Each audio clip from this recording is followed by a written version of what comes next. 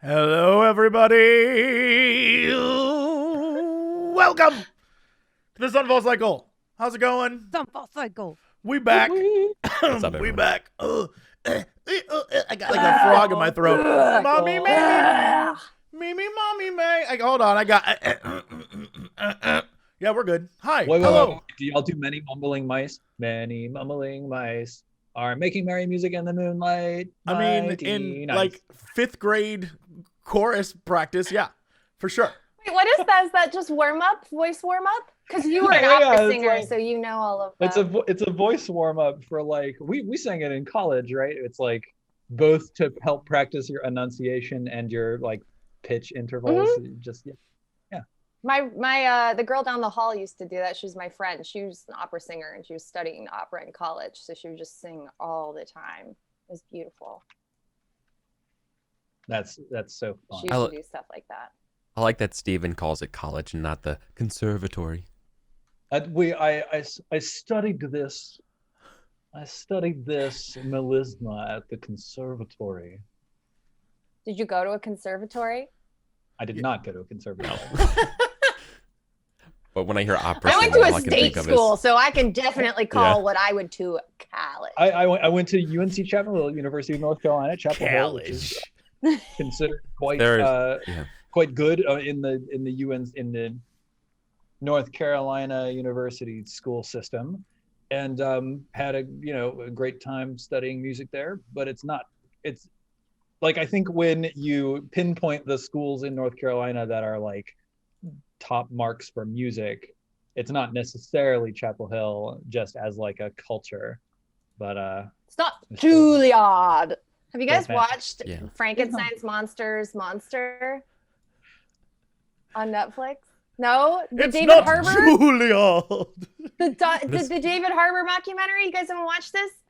It's only like half an hour long. Please watch it, because it's literally a documentary about him researching his horrible father, who is like a famous actor who put on a play called like Frankenstein's Monster. And it's so fucking stupid and so funny. Like, there's fake commercials in it.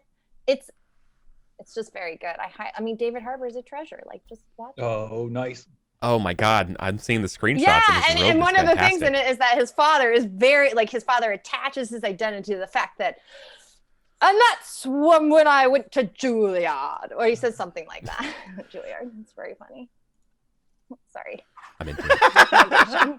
Oh See, my God, I just looked at the screenshots too. These are great. Yeah, the screenshots sold it to me. Highly Absolutely recommend. gotta check that out. Yes. I did not learn very much when I went to Juilliard, and that's because what I did learn is that I was not good enough to go to Juilliard. I stopped by. The School of Juilliard over Knox, right? Yeah, I mean, that's like overrated though.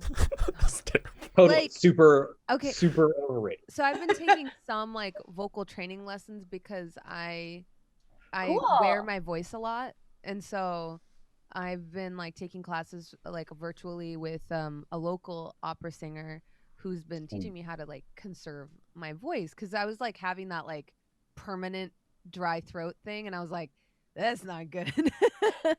So but we've also been doing like vocal lessons and stuff, and he's like, you actually have a very big range, and that's why you're a bad singer. Because I was like, I'm a terrible singer. I did choir in school in India, and like my teachers gave up, and he was like, you're a bad singer because you have a big range and you don't know how to navigate that. Oh yeah. And he was like, a good singer is someone who knows their range and operates within it. And he's like, when we talk about bad singers, it's people that can't figure out what they can't traverse that. And he's like, and I've noticed students with a huge range, he's like, you're driving a car with 16 gears versus somebody that's driving a car with 3 gears, so you're having a hard time in navigating that. And it's really changed the way I think of singers, because I think so much of us are like, oh, I'm not good enough to be a singer. I've always loved Janet Jackson, and I've heard from so many people like, oh, she's like a very mediocre singer. And I'm like, wait, Janet Jackson has never sang a song outside of her range. So I get that she doesn't have a big voice like Adele, but she's never sang a song she couldn't sing. So doesn't that actually make her a good singer? And I presented this argument to my teacher, and he was like, absolutely. Yep. Yeah, she's a great singer. And also, have you seen her dance? Yeah, Because because it's about the whole, package, right? She has a quality to her voice that's very like honey-like and warm. She can dance while she's singing. You know, she knows her range. And I saw her live like 2 years ago, and she was killing it at Outside Lands. Like, I think too many of us sell ourselves short, Stephen. We're like, I'm not good enough, and it's like, aren't you? Aren't you? You're good enough for us, Stephen. Steven. So I like being like, I'm not a bad singer. I just have so much range that I'm just not ready to control yet. It's super true, especially for women's voices have a number of passagios. Yeah, I learned what that word means. What's a passagio? Yeah, I know what that means now. So like witchcraft. I can only demonstrate this as a man, but you can sing as a man in your full voice. You know, row, row, row your boat gently down the stream. But you can flip over into sort of a high, what's like called falsetto. It's like a fake voice, like row, row, row your boat gently down the stream. You know, I'm sorry. What was? Whoa! That was a falsetto. Yeah, the breakpoint between. Why are we quickly moving past this? I love that you hit. We're gonna circle back. But Steven's right. He's about to dunk his point. You twirled it all. Are we not going to talk about you went stream?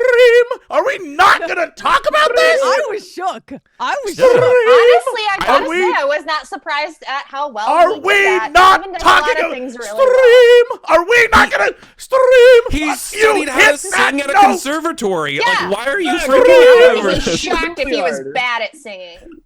And I would be more shocked if he couldn't do it. You hit that note, and that was perfect. That's literally a layup for someone who studied. Like, it's okay.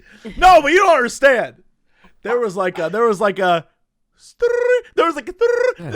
in there, and it was homie's out here with a fucking like high level bard ability. Yeah. I did put about 10 levels into bard. Anyway, that was lovely. So men have one breakpoint, and you know, like I'm. Unfortunately, one of the things about Eric, training. I'm not. I won't say One of the it. things about training and singing is you learn on gender-divided terms. So I apologize for using gender-divided language here, but generally speaking, most men have a dominant, heavy, like full-bodied voice, and then like a lighter voice up at top called their falsetto, and the passage between those two is called a passaggio. And some men, especially countertenors, who predominantly sing the soprano register in that head voice, they learn how to navigate that passaggio smoothly enough that it all sounds like a complete full-bodied voice. The trick is that traditional like women's voices have a number of passaggios, and women tend to have a much wider vocal range, from down in like deep chest voice. Like I think of Brahms as having a fairly rich, deeper speaking voice. So I would maybe more expect you to be more of like a soprano, Steven. But that's not necessarily true. Women's voices can extend incredibly high, deceptively so. And each of those like breakpoints is an additional passaggio that women have to learn how to navigate uniquely. It sounds I have so many of those. An alto, but I can hit a lot of I can handle a lot of the soprano range. So that's why, and I told him, I was like, I could sing some songs well until I hit a point, and then I have to like stop, and then I have to switch into a high voice. Yep. The in between is like you can actually hear my voice break. It's so hard. And so also fun fact, apparently only being people that are assigned female at birth are more likely to be sopranos than altos. So really? Yeah. I sang alto when I was in choir. Yeah. It's like one of those, he's like, so like if you ever do decide to like sing with a group of people, like you'll probably be shoved into alto every time because you can hit lower notes. And I was like, no, please tell me more about how I can hit lower notes. Do you guys feel like you only have one like natural voice? Because I feel like I use a different like 100% level of voice for what I'm doing. Yes. And I'm also very used to code switching. Yeah, I think I actually code switch all the time, and I didn't really realize it until like a week ago when I was thinking about it. I was like, wait, do I code switch? And I'm like, oh, yeah, I fucking code switch every day, all the time, depending on who I'm talking to and what I'm doing. I have like 8,000 different voices. And then I was like, what is my real voice? And then I was like, I don't know. I realized I the other don't know. day. Makes- Like, that's does what anyone makes else lang- have this problem? No, that's what makes the language so weird because like we're all speaking English, but we're not speaking the same English, right? Like, and it's all like contextual and weird, and that's what makes me like study language so much because it's so weird. It is Like weird. that. I love that I shit. realized the other day that I have a Like, you ever? like a weird thing where if I talk to a person for the very first time, I'm like, oh hey, yeah, so and then after that I'm like, Yeah. I don't fucking know, you know. Like the Yeah. first time I'm like, oh hi. Yeah. Or if I'm Yeah. trying to be very serious and straightforward, so maybe if I'm in a business meeting, we can really talk about the issues at hand. Yeah. But if I'm meeting someone that I haven't seen in a long time, Yeah. Mhm. oh my There's, god! like, excited friend voice. And then there's just the telephone voice or the voice that I use when I'm trying to take care of you. And then there's the voice that I use when I'm just like smoking weed upstairs in Lindsay's apartment. And they're all me. Yeah. But I don't know which one is the right one. Oh, Yeah. you are my old. I'll never forget this as long as I live. My in college, my theater teacher, one year was like, Jesse, can I talk to you outside in the hall? And I was like, okay. And he pulled me out in the hall and was like, you keep wearing masks. I'm like, what? And he's like, I don't know who the real you is. I'm sorry. Take off the mask. And I was like, what do you mean? He's like, when you show up to class, you pretend to be a person. And when you act, you put another mask on. But who's the real Jesse? Get underneath. And I was like,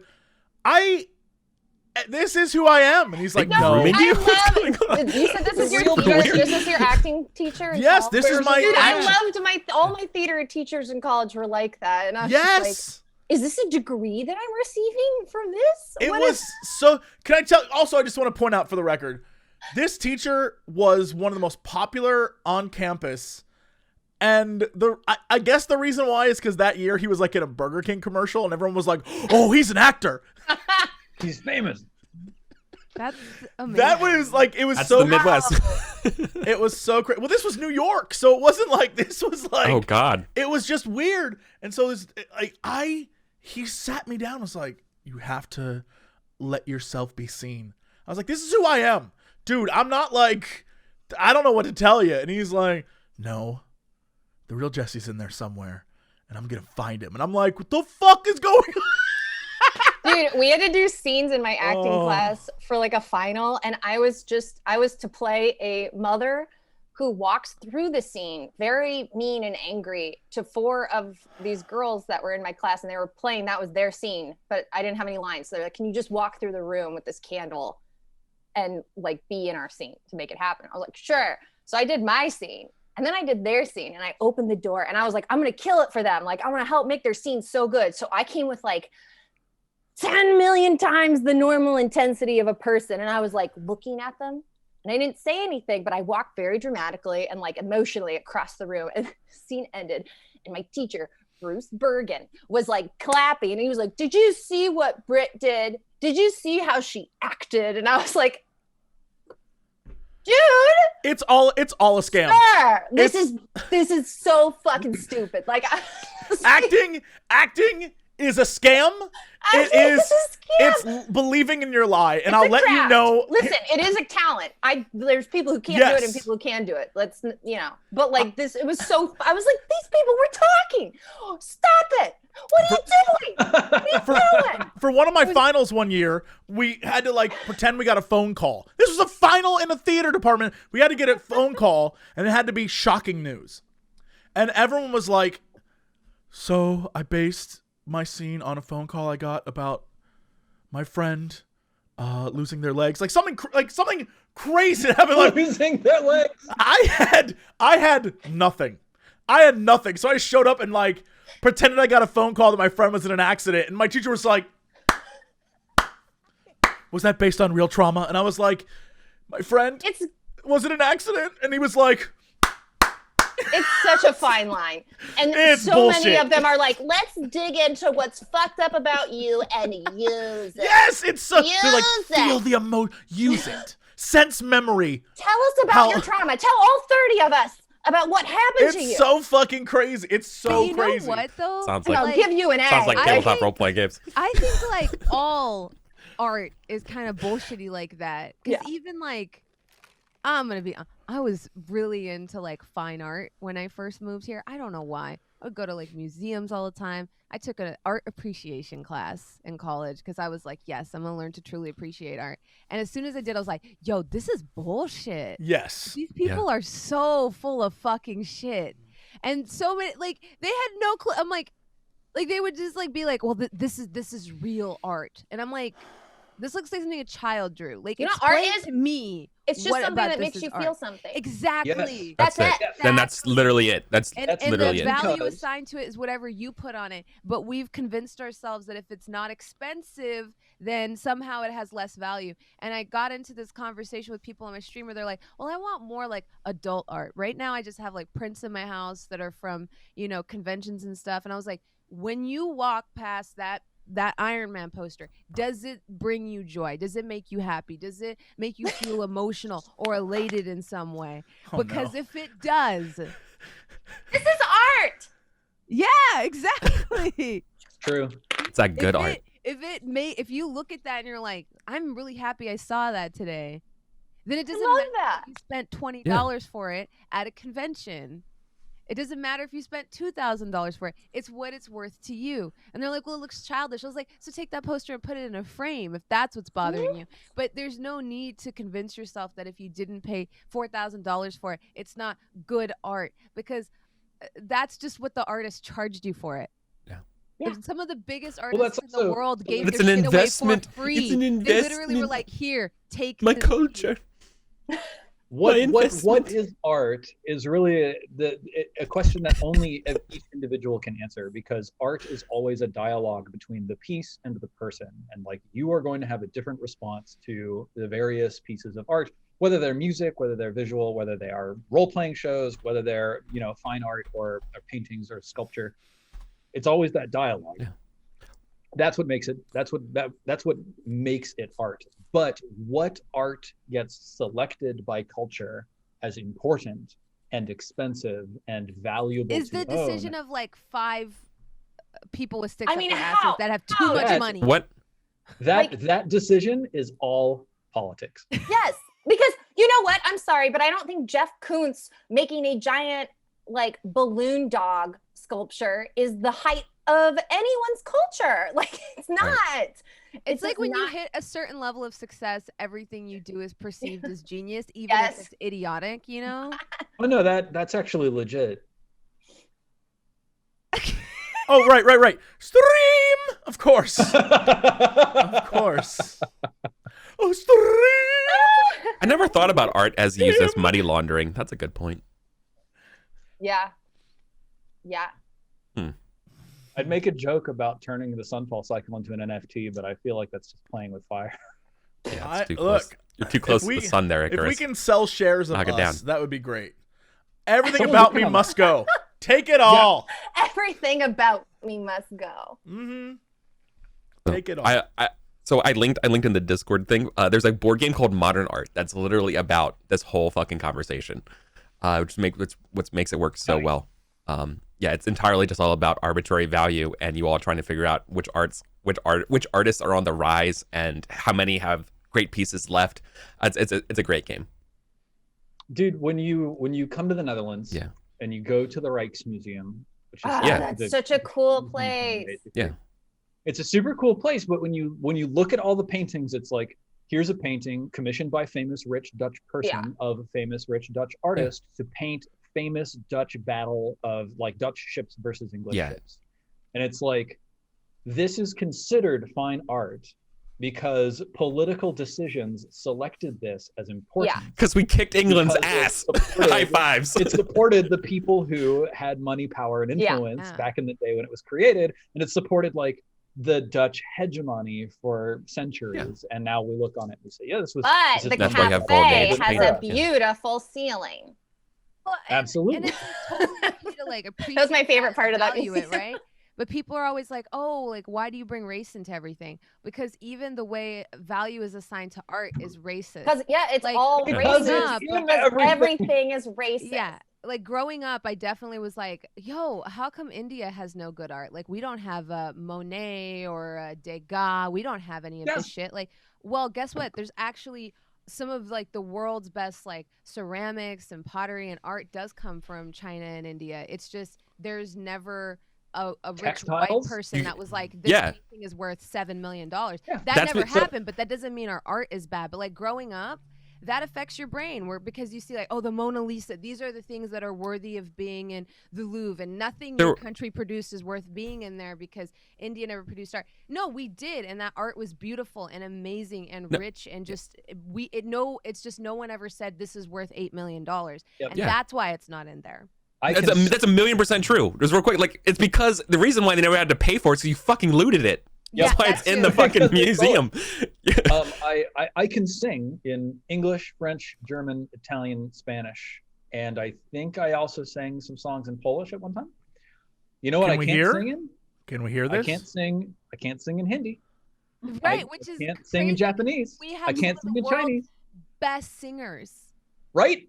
Like Nusrat Fateh Ali Khan is like just like one of the best singers that's ever lived, but like most people don't like they don't learn to sing his songs. They're not considered classics, even if like, because I was watching a video that was like professional singers like listening to Pakistani indie music. They were blown away. Mm-hmm. And I was like, yeah, it's just you never get exposed to it, and so you just immediately think it's of lower caliber or whatever, but that's not true. It just means no one appreciated it until this point. Arabic song also, just like the things that Arabic singers can do with their voices is just incredible, just like in astonishing level of agility and dexterity with the vocal instrument. Just astonishing. I can't imagine being able to sing like that. And like, yeah, they didn't teach that to me in school. There, one last thing to just solidify that art is bullshit. One time, a girl I was dating and I, we went to the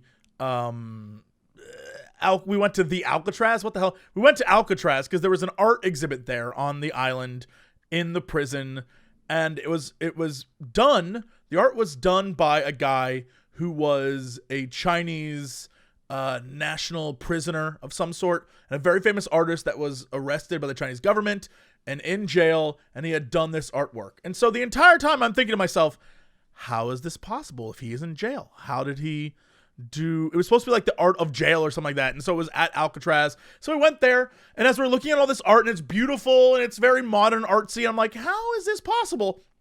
And I was talking with one of the people working there, like, oh, well, you see, he would call and tell his team what he wanted them to paint and build, and then they would do it. And I was like, wait, so he didn't do any of this shit? I was like, wait a minute. Artist. He didn't do any of this. He just told them what he wanted it to look like, and someone else made it, and he gets the credit? And they were like, oh, wow. So they were throwing like a fun, Elon Musk. like a fun art exhibit from people in prison, like at a prison? First off, yes. Second off, it was like supposed to be like a political statement-y thing, whatever. But like, it was crazy to me that any of this was happening, and I was just like,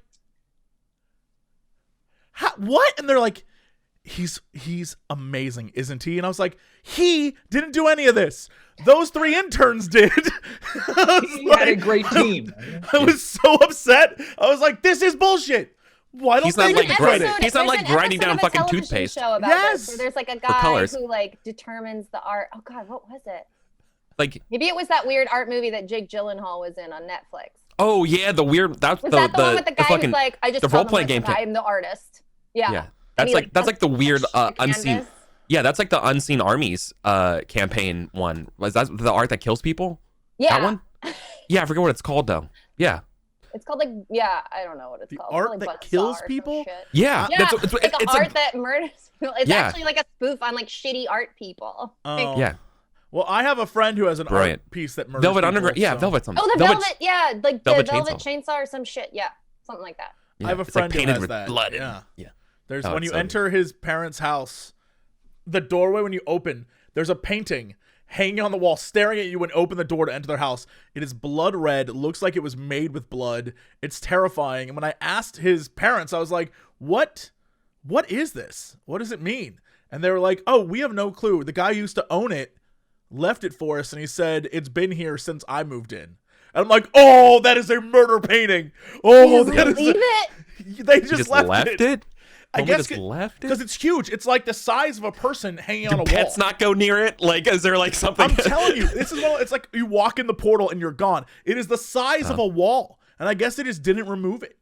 And I'm like, oh, but it's like crimson, and then like that type of paint where they just like splatter shit on, but it's like multiple streaks of red. Oh my god, it's terrifying. I will absolutely extreme going with the flow people to just like move into a house with a painting like that. They're also like grossly rich, like disgustingly rich, where they're like, that doesn't make any sense.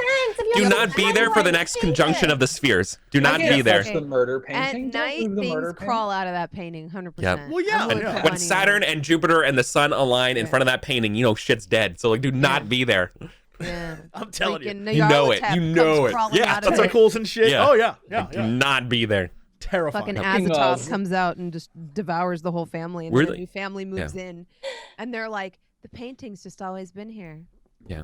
See, that's the real valuable art. See, that art should cost millions of dollars. That Lord art Vigo? Lord Vigo! Oh no, Lord Speaking Vigo. of when the sun... I love how everyone in every... Wait, Steven's trying to do a segue! Thank you. Stream! I said, speaking of when the sun does things. What happens when it falls, Steven? Let's find out.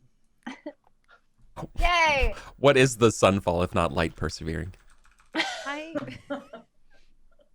We got to workshop that, but generally, I love it. Jesus All right. Christ. What happened last time, friends? Oh boy. We kicked ass and took names. Yeah. We fought all those guys. Yeah.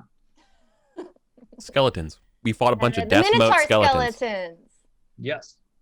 You with the firewall and the shorts, and wasn't Jesse just like pounding these dudes into the ground? I did pound those dudes. That's true. Oh, and Eric saved my life like 6 times. Yeah. I pounded those. That's all I remember. Opposing disadvantage was fucking on fire. Amazing. So yeah, you came down the elevator. You found like the 3 sarcophagus room with like the ship, cornucopia, and sword sitting on the floor. Oh yeah, the puzzle. Yeah. You made a note, Eric.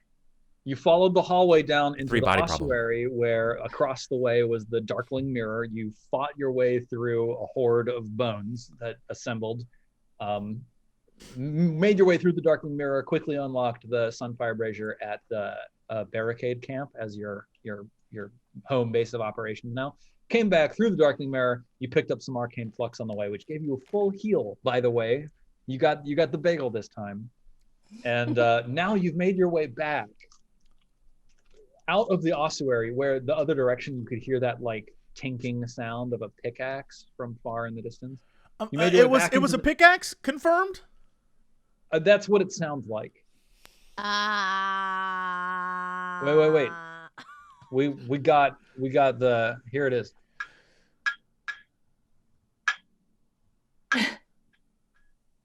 There. And you made your way back into the 3 sarcophagus chamber with the elevator. Oh yeah. And now now the elevator.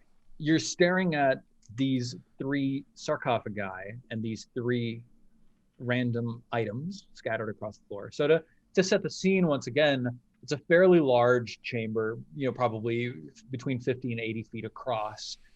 Smooth stone floors, like carved stone interior, high ceilings, sort of vaulted. If you stand like right in the middle of the room, then you get that weird echo sound as like all of your voice echoes back to you at exactly the same moment. Have you all ever experienced this in real life? Yes, it's wild. Mm-hmm. So cool. Anyway, it is that and nothing more. You can identify that this is just Steven mentioning a cool thing and not a secret clue to anything in the room. Yes, so to remind you what this room looks like.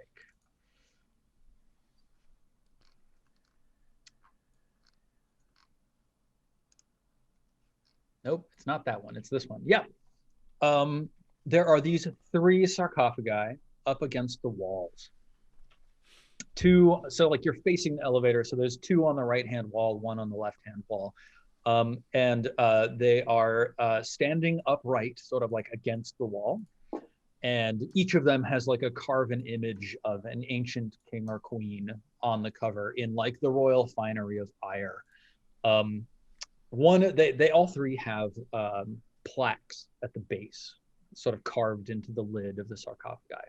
One reads King Marduk, and then there's an epithet beneath, and then the other on the right-hand side is Queen Eanna. There's another epithet, and then on the left-hand side, from where you're currently facing, is Queen Ishtana.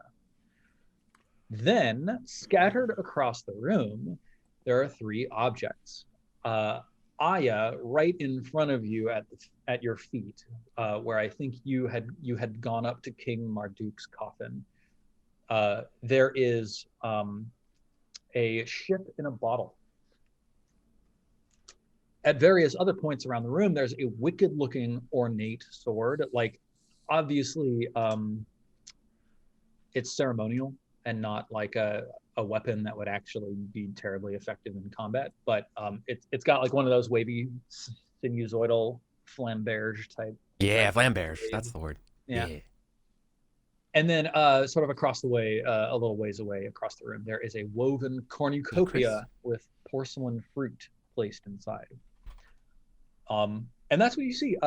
Last time, I think it was Aya who was able to identify that, like, there were, like, this room had been coated in layers and layers of dust, right? And there was a line cut through the dust leading from the elevator out through the exit of the chamber. So there's like a line carved in the dust in the center of the chamber. But you were also able to identify that there are ancient paths where the dust is just a little bit thinner approaching each of these coffins. And you also found a fourth ancient path approaching a blank spot on the wall. So if you imagine that, like, on the right-hand side, there's King Marduk and Queen Eanna, and then on the left-hand side, closest to you, is Queen Ishtana's sarcophagus. And if Queen Ishtana is immediately opposite Queen Eanna, then immediately opposite King Marduk is a blank spot on the wall. A missing king. Can I, as a high society chap and one who hobnobs with royals, can I use my history check to see if I know these names? Yeah, go ahead. He's also from Ire, so like, or Ire, so like that should. I'm from He's from Ur. Damn it, there's and Ire. Different. This is the great city of Ire. He's from the royal city of Ur. My bad. Yep. My bad. Forgive me. Damn. Tell me something good. Like, I cut to Sarg being a kid playing with like little collectible card games of monarchs. what? I tapped King Cardiff for 16 damage. My Marduk transforms into Marduk. Counter spell. I equip King Marduk with King Marduk's blade. And I tap my 3 mana cards. Yeah. What do you want to know? They're called lands. I tap my 3 lands for mana that I then can use to unleash. Let Steven keep going because I'm getting into a new existence. How dare you call me in on this? Yeah. What do you want to know about these kings and queens? I would like to know about their history, about their lore. Clearly I would know something about them that you know, like if one of them was like, the great shipwright king, right? That might be, or like the warrior king, or I don't know, the king who loved feasts, you know? Yeah, so King Marduk, called the Unifying King, and that is the epithet at the base of his sarcophagus, was known for waging war on his enemies from the front lines of battle, wielding a mighty two-handed sinusoidal-bladed flamberge. Okay. He's called the Unifying King not because of any peaceful efforts at unification, but because he was a conqueror, and he is credited with basically taming the surrounding city-states of adjacent to Ire and forging like ire as a kingdom with vassal cities, the way that it is nowadays. Queen Eanna of the Nine Waves was known for exploring and making trade explicitly across the ocean with various island nations that are off the coast.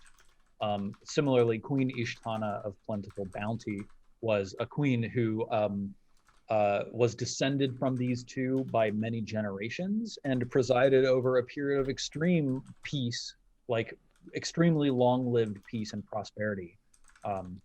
Especially, the prosperity of food cultivation and like the complete elimination of starvation within the city-state of Ire for her reign, and like half a generation after.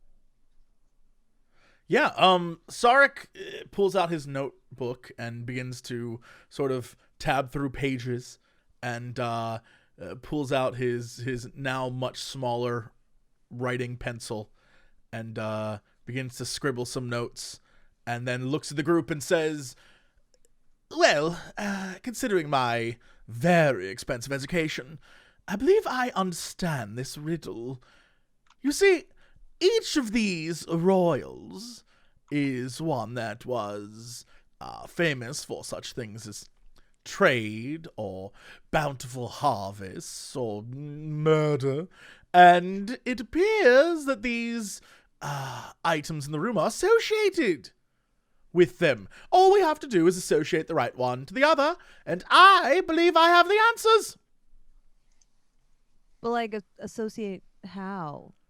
Perhaps there's somewhere to place them. Maybe the king needs his sword, yes?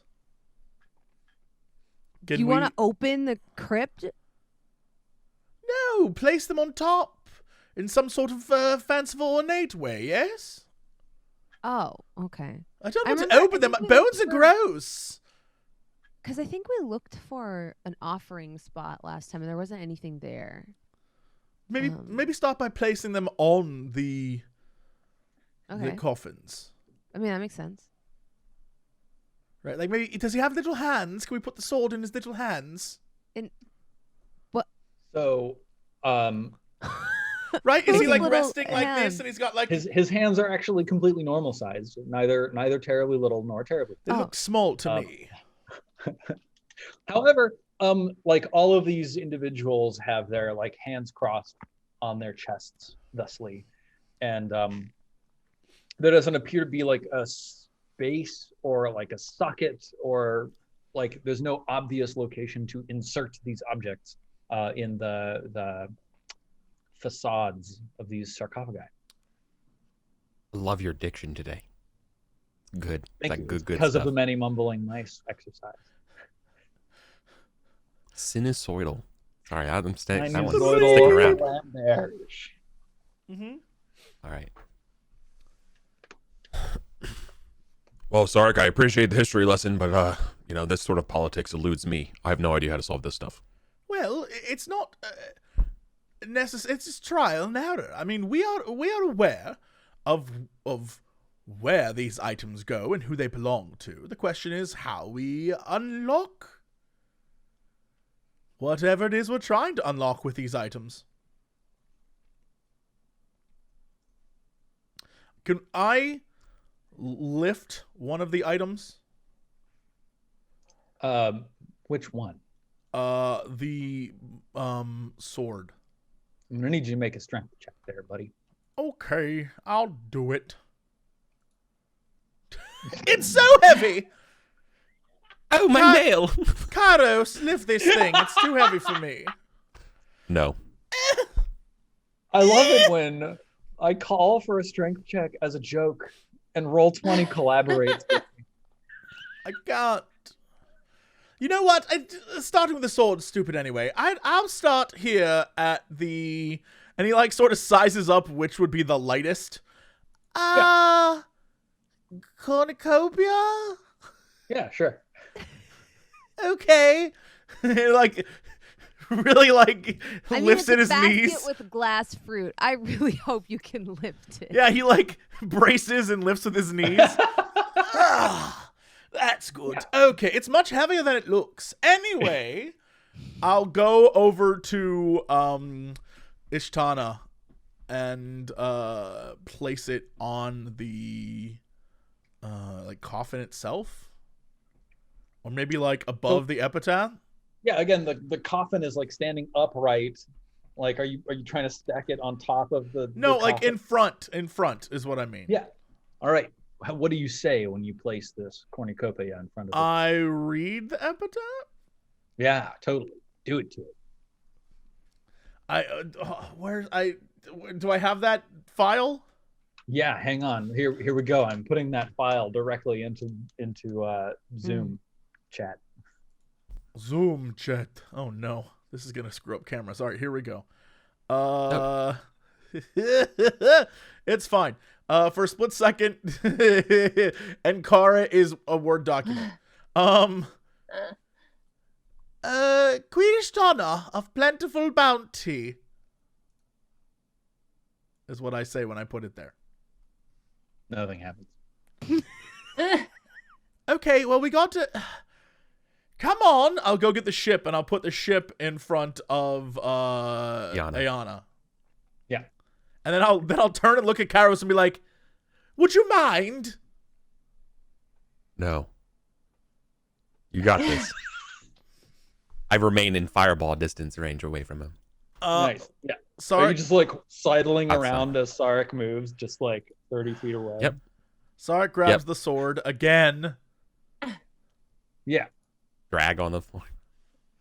I'll take... why am I rolling a saving check? Whatever. You do successfully manage to lift it this time. And I sort of like drag it over, and it's on the ground like...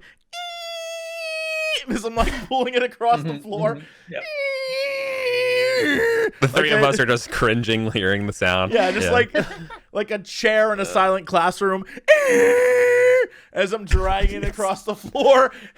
Always the loudest thing. Move it and put it right next to it. I'm like, okay. One more time from the top. Sorry, Britt. King Marduk, the Unifying King, Queen Ayana of the Nine Waves, Queen Ishtana of Plentiful Bounty, open the hell up! You hear the sound of a pickaxe in the distance. You know what? There's always one way to get through a wall. And I like point up. Do you hear that?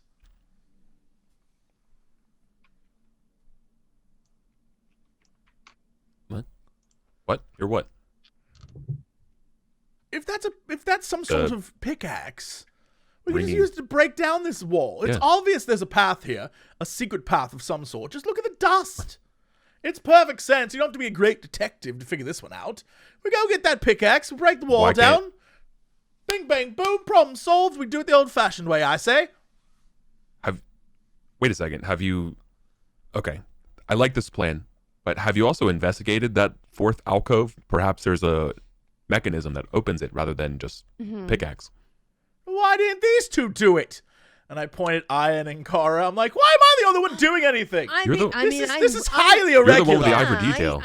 I looked at it and I pointed out that a crypt was missing. I feel like that was my contribution to our shared endeavor.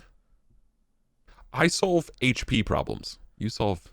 Turn into a dinosaur or some sort of nonsense and break the wall down. Is that what you want me to do? I mean, I always want you to turn into a dinosaur. It's amazing. I know. It's terrifying. Your bones like shatter. It's crazy. My fan art is incredible of it.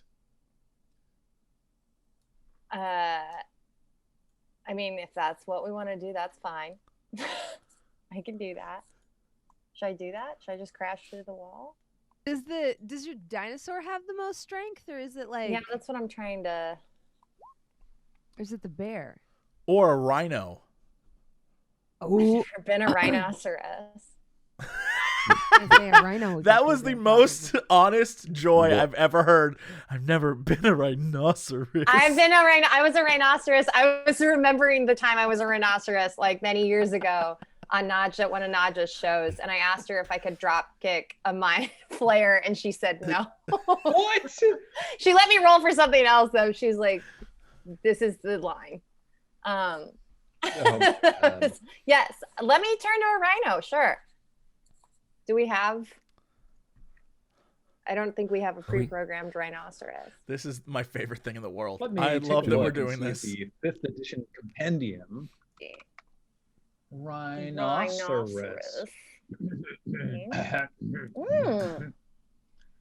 Is a challenge rating 2 creature. Can you turn into challenge rating 2? Yeah, I believe so.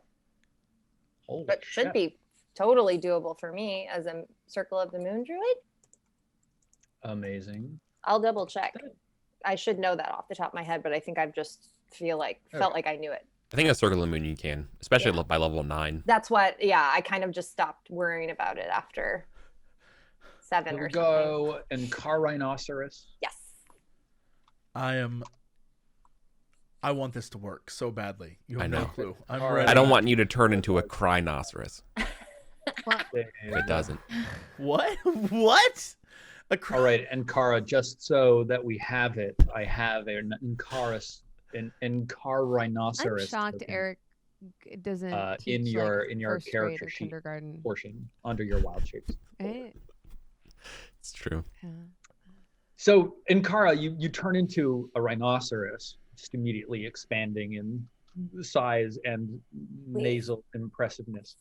And then what do you do? Hold on, I have Did to you know what say I'm- nasal impressiveness? Yes.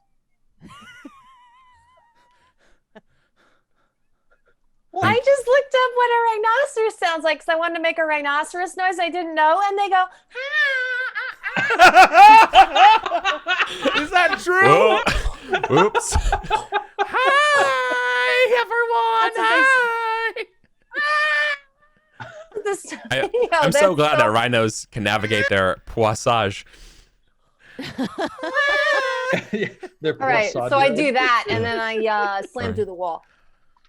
Incredible. Passaggio, that's what it was called. Give me a strength Italian, not French.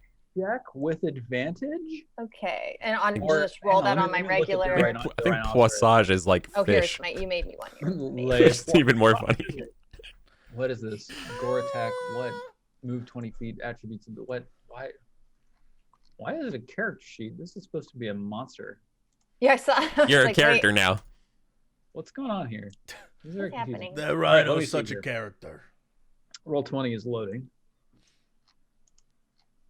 I just imagine Rhino. it's Rhino from now on. Every time you enter the Guys, room, look. you're like, "Oh hi!" It's just, hi. Yeah. All right, you've got a 21 strength, which gives you a +5. So give me a 2d20 +5. Okay. Break the wall down. Do. You got this. Don't make me do the Chris Jericho theme for nothing. Yeah. Natural 20. Did it work? Wow. Yes. So, and Cara turns into a rhinoceros, like plants her feet soundly in the center of this chamber, like lowers the head, horn first, and just slams forward. And it's like a freight Right through the train. wall. Like, I think you've read arcane texts that reference other planes that have huge machines of metal that run on tracks that are like the size of houses that charge around the world at a speed unknown to human minds. That's the only thing that comes to your mind when watching Cara do this. The wall doesn't even resist. Huge chunks of stone go flying, exploding outwards as Ankara just barrels straight through it. There's like rebar that's bent out of the way. This wall was obviously like reinforced and shit. And as soon as I crash through it, I stop moving and I do that thing that dogs do, like this.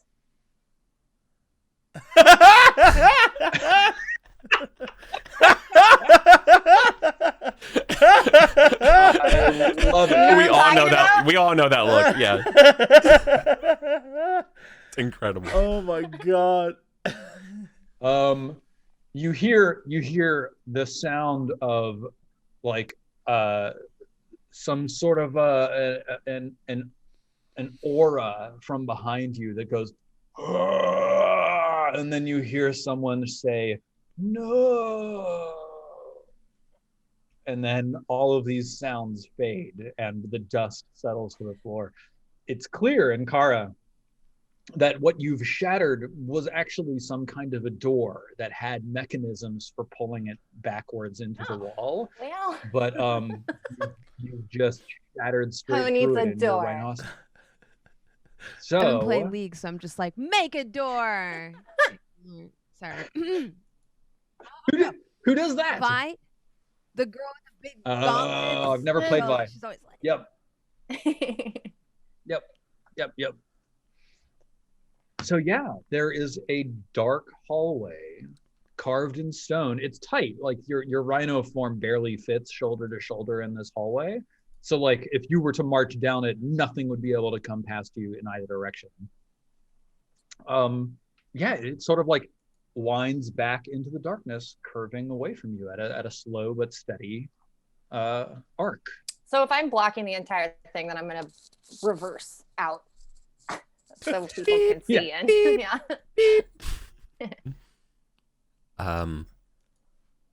Now, did you describe this? This is it a cave, or is this also like an older foundation of the same place? It's a wrought stone hallway, like different than everything else we've seen. No, same construction style as the room that you're in right now. Okay, so we're not in a blackened arcade of antiquity. No. Okay. All right. Oh. All right then. I'll lead the way, unless Cara, you want to. I mean, I guess I can't like communicate with you guys technically, but basically I'll just say this to Aya mentally, like, do you guys want to go in front of me and have me protect the back, or go in the front where you guys, because you guys won't be able to see anything, I'm assuming, if I'm walking in front of you and I block the whole kind of a hallway off. I don't care either way. It's like approximately 10 feet wide, right? But what if we need you to charge something? Yeah. Then you can't charge through us because we're blocking you. Yeah, I'll go in the front. All right, I start walking down the hallway. Okay. So you walk for like 2 minutes. Is there room for people to sit on my back? Someone could like lay down on your back and like just be looking like just over your head, but nobody could like ride you. I will jump on your back and ride. Like I want my head a little bit ahead. Sniper. Yeah, like our teamwork. We've done. We know what we're doing. We'll do it again. Yeah. Plus, I got night vision, dark vision. Yeah. Cool. It is pitch black in here. Has anybody pulled out a light source for our resident human? Oh yeah, that's the thing. I can't cast while I'm in. Light. I mean, I guess I could change back, but it seems like a waste while I'm a rhino in case we run into anything. I don't carry torches. Do you guys just want to hold hands and like touch my leg, because you can't get in front of me? Yeah. I mean, I'm a giant rhinoceros, so like a little it's not like you're gonna lose me. Yeah, just hold on to my tail. It's a solid plan. I mean, yeah, just hold on to. Yeah, I'll just hold tail. on to your tail. Okay, cool. Unless we create a bonfire, which I don't think we need that.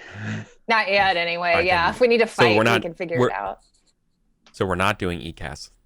No. I think it's Ankara and Sarek, followed by Aya, and then Kairos taking up. Yeah. Kairos. Yep. Cool. The ESAC formation. You proceed down this hallway for about 2 minutes. Like moving carefully. You're not moving at like a fast clip or anything, because it is a little bit tight for your rhinoceros shoulders. But fairly quickly, the hallway dead ends. But it dead ends at a platform hanging on the ground with chains leading high up into the distance above, into a darkened shaft that you cannot see the top of. And attached to the platform is a small wooden structure with like just a simple lever that just flips either up or down. Currently, it is flipped down. A secret elevator. Incidentally, the elevator is small enough that you can only get your front half on it. Fuck. In car Rhinoceros. What do y'all want to do? Do we want to keep exploring down here, or should we take it to the top?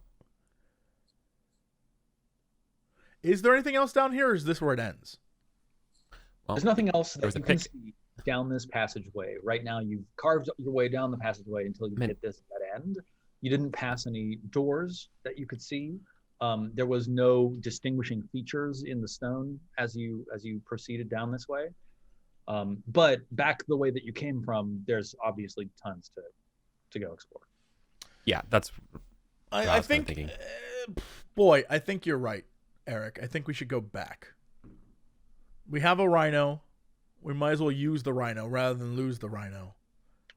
And we go back and rhino ourselves into whatever is making that noise. You know, we gotta completionist this thing. We have to all right, we have to clear every room. Okay. Right?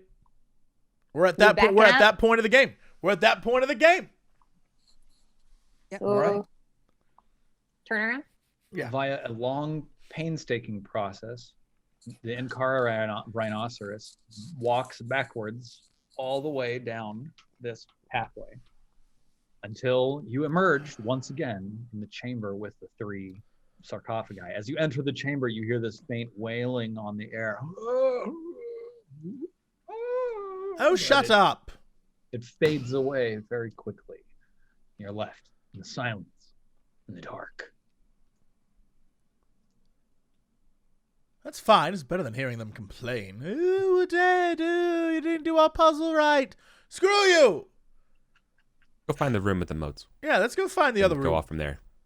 I love this puzzle solution. So, you proceed out through the primary exit down the long open hallway. Much more comfortable for our resident rhinoceros. There's a comfortable 5 feet clearance on each side.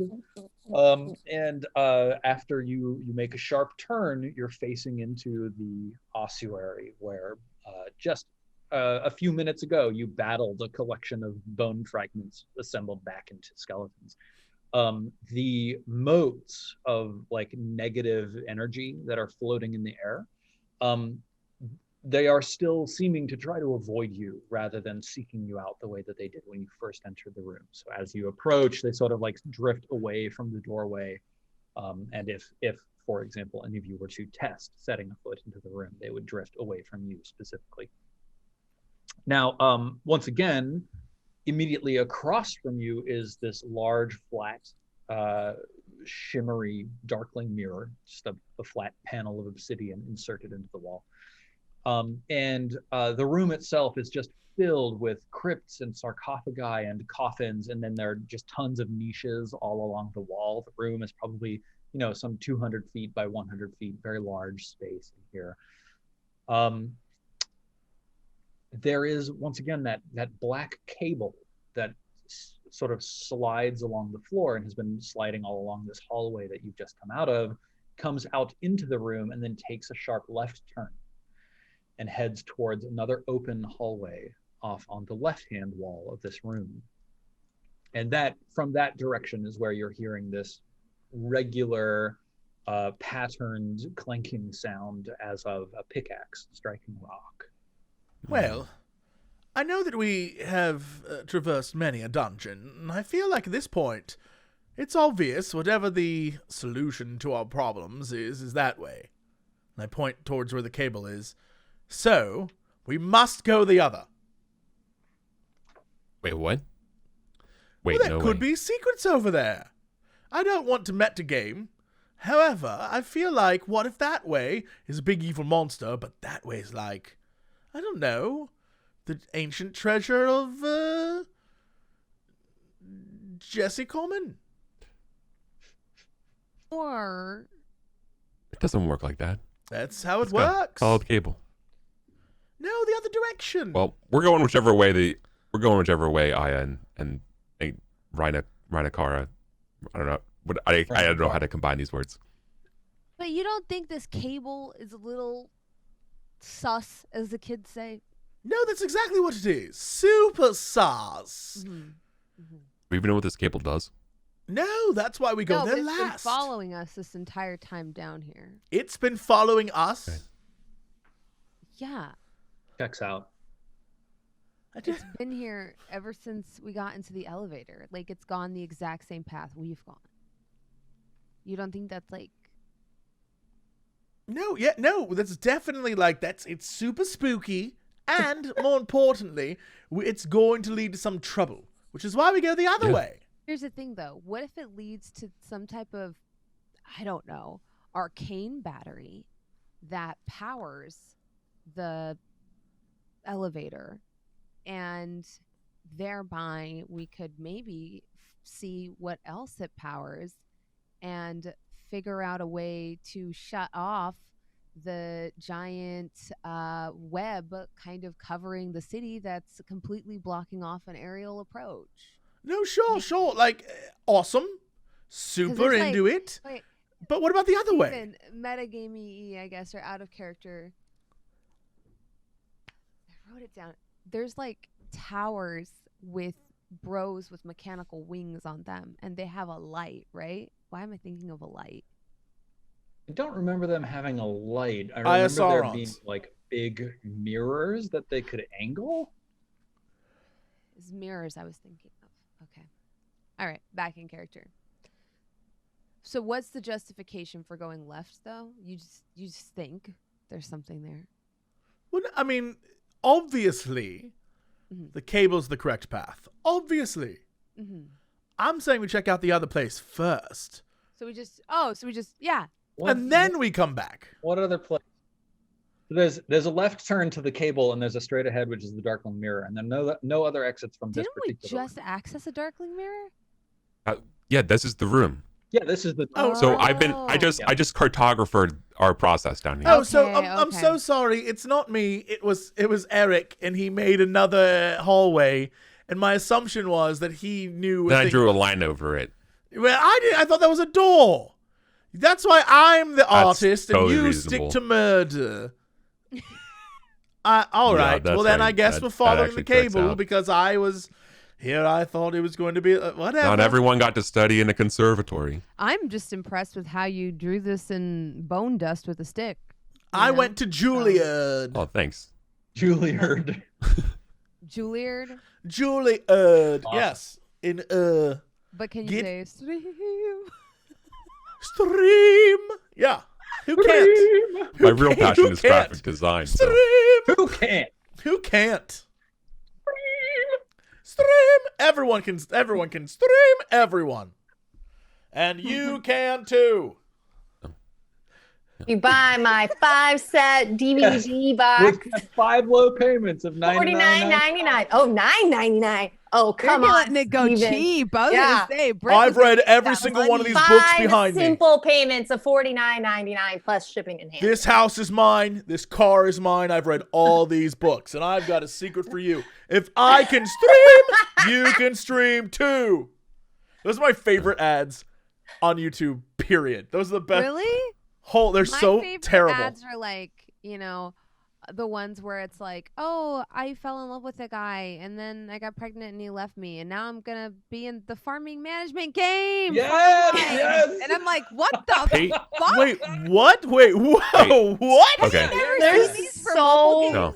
just No, they're terrifying. I don't. They're all like that. I never see They're ads. all I it's horrifying. can't all be like bothered. that. They're all No. like that. It's literally like, oh, I was happy and I found this guy way out of my league and I married him and then he had sex with my sister instead and left me while I was pregnant and I got in a car accident and lost the child too. So I moved out into a farm in the middle of nowhere. Farm life. Farm on your phone. And I'm like, What are the you okay? No. Who wrote this game like her? But you know what? It's a game for people who are not okay. Yes. Yeah. Exactly. Yeah, They're like, you have trauma. We have trauma too. Come play this game. You can't afford therapy, but you can afford farm points. Pet your sheep with points. I'm not sure what it says about me that I'm not the target audience of that, but I am the target audience of a guy being like, do you want 8 girlfriends? Read these books. Get this car. Hey, I bought this house. I'm rich. And I'm like, I think this guy might be rich and didn't rent any of this for this ad. He's very rich. You know what? He's very... like those fake Rick and Morty commercials on that episode. Yes, yes. They're so crazy. It's just like a dude standing in front of a car and he's like, in 1 year, I made $18 million. This is how you can do it too. And it's like, no, you didn't. Don't lie to people. No, you literally rented this car. They don't want you to know. They don't want you to know, but I'm here to reveal the secrets of the rich. Yes. I read 4 books a day. It's like, there's not even enough. It's impossible. That's impossible. You read 4. He's like, I read 4 books a day. I'll teach you how.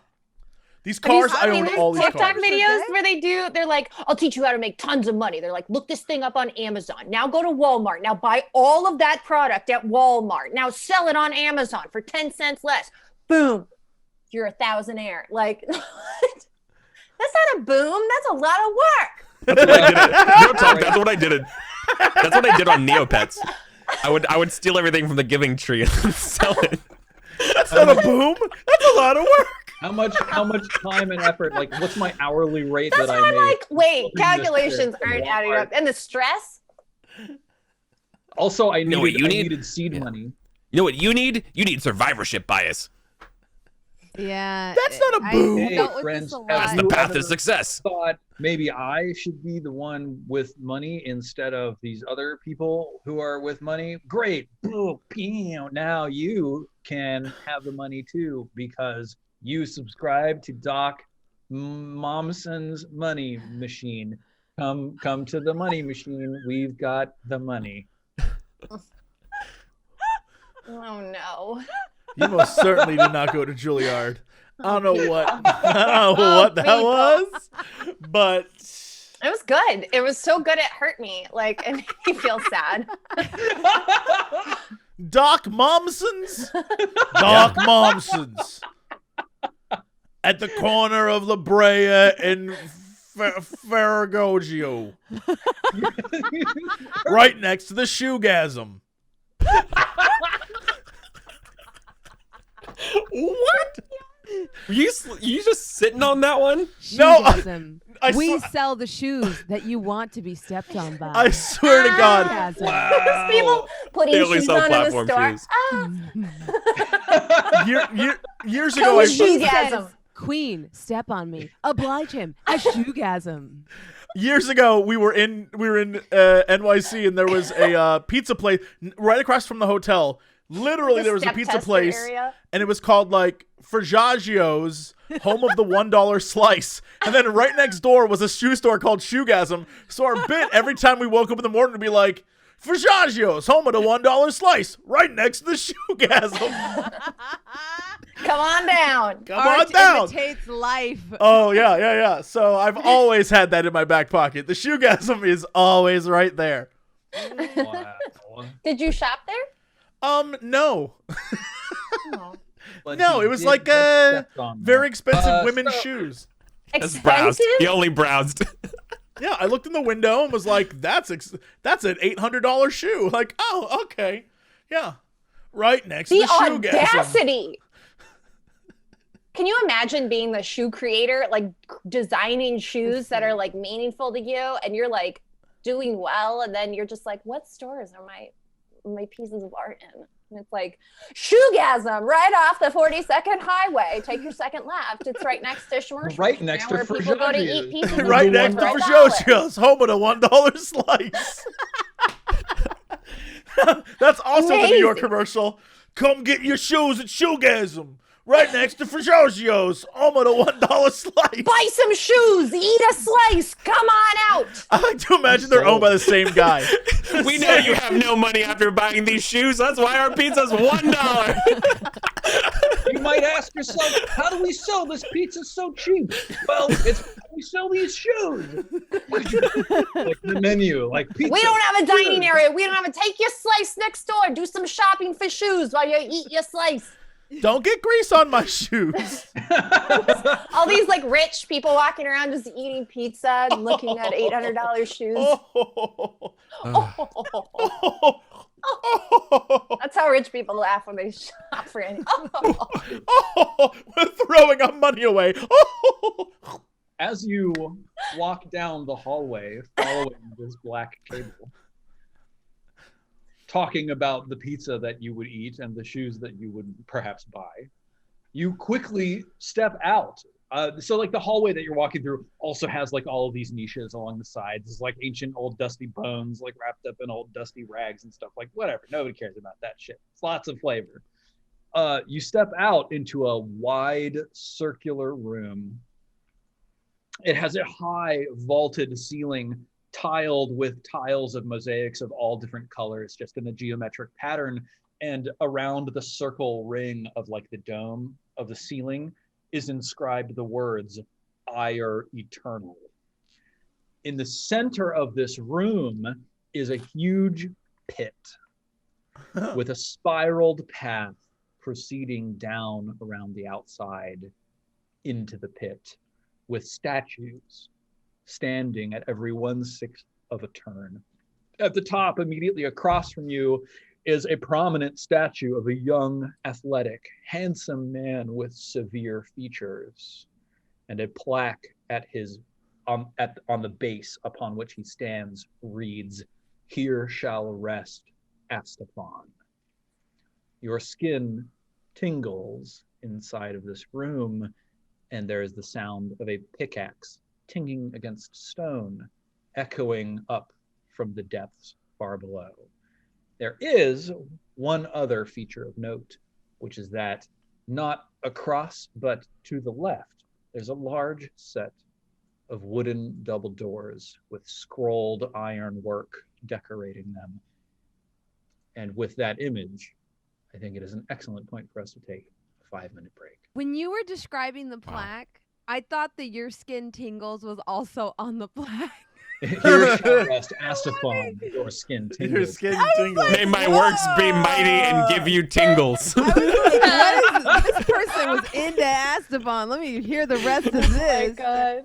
I don't know what is wrong with my brain. Please tingle. Okay, yeah, we'll take a quick little break. We'll be back in a hot sec. Oh my God. Hang on to your butts.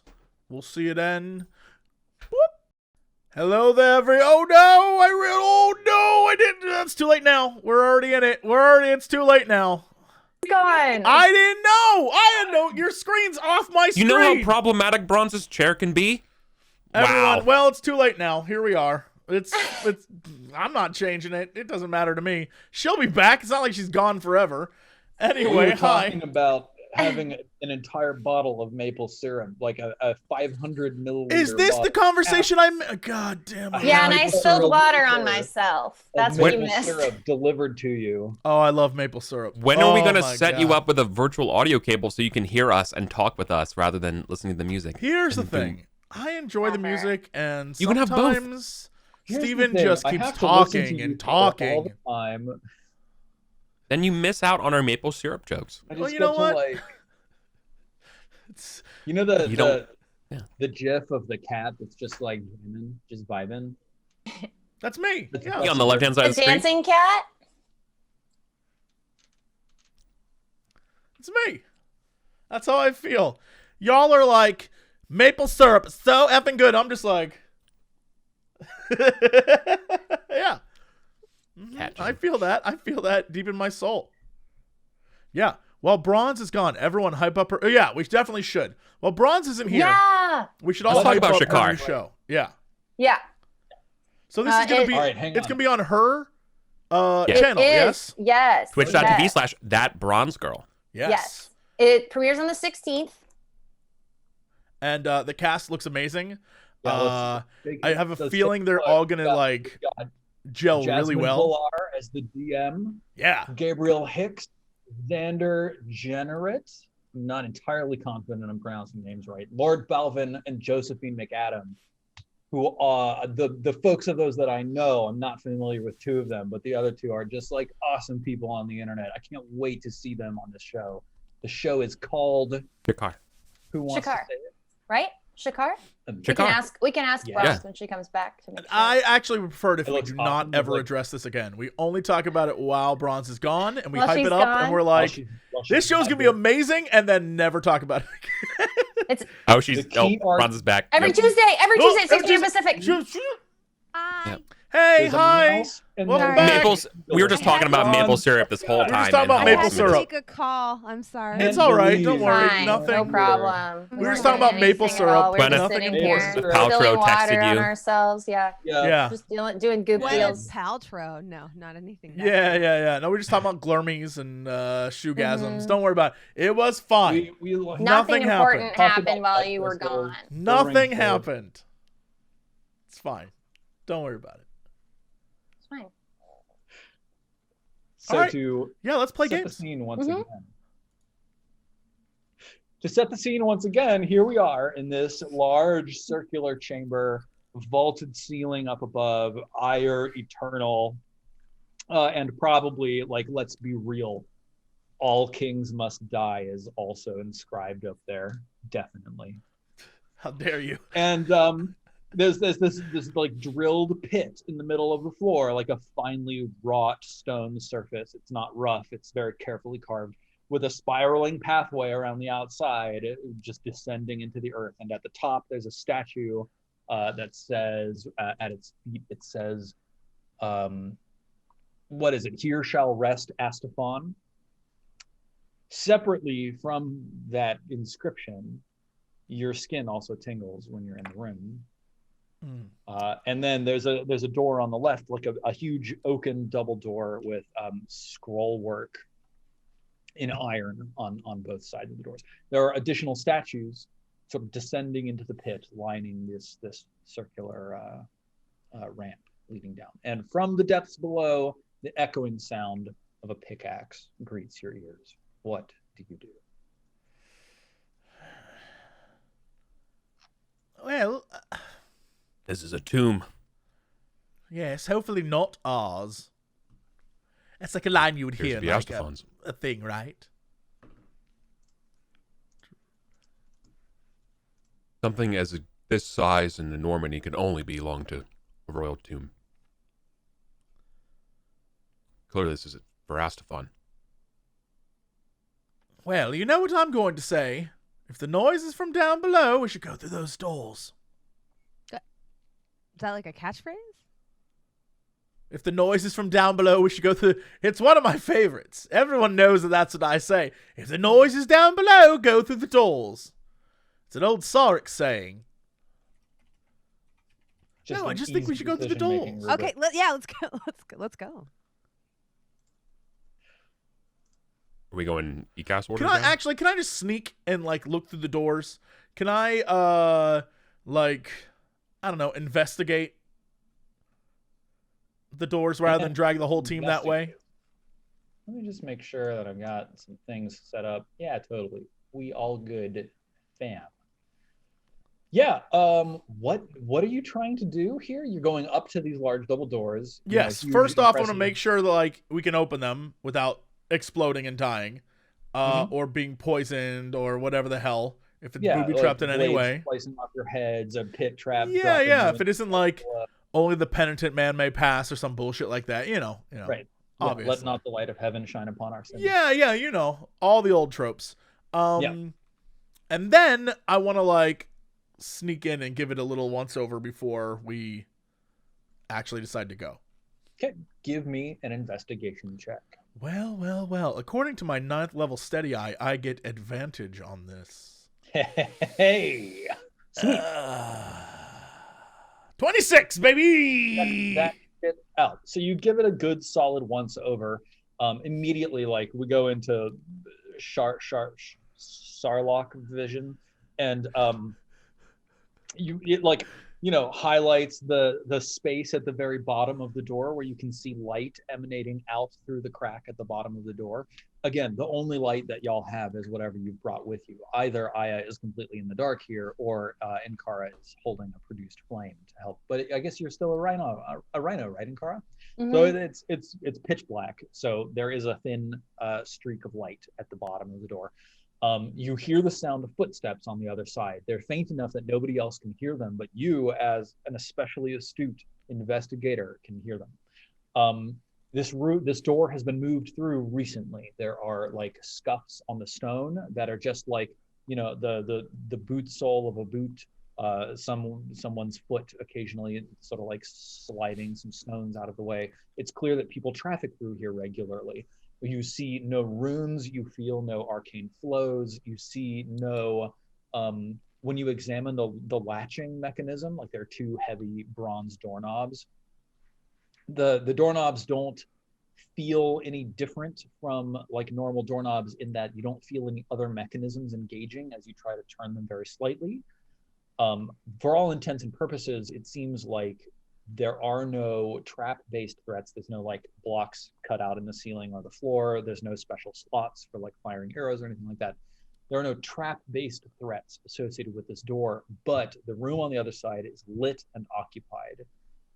Gotcha. It's highly likely that even if you open the door a crack, you'll be seen, assuming that the people on the other side aren't completely distracted by whatever else is going on. Sure, yeah. I relay all of that to the team and let them know that our options are go down to the thing we don't know or open the doors and confront whoever's on the other side.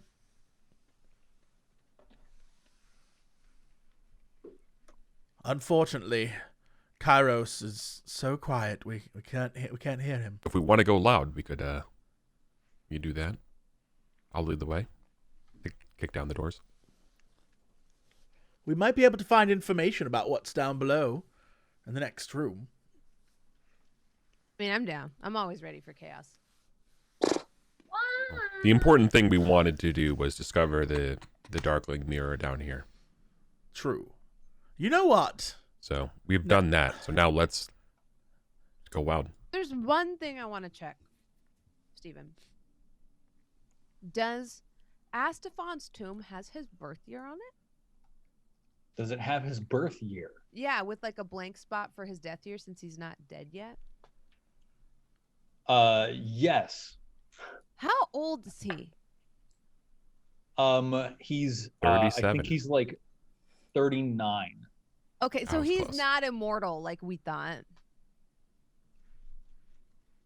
Or at least he has been alive for a reasonable amount of time so far. Because, you know, we were talking about like, oh, the king was kind and benevolent. We're like, how long has Astaphysi's been here? Okay, Well, so he hasn't been here that like. Remember, we still aren't sure. At least maybe I interpreted this wrong, Steven. I don't know.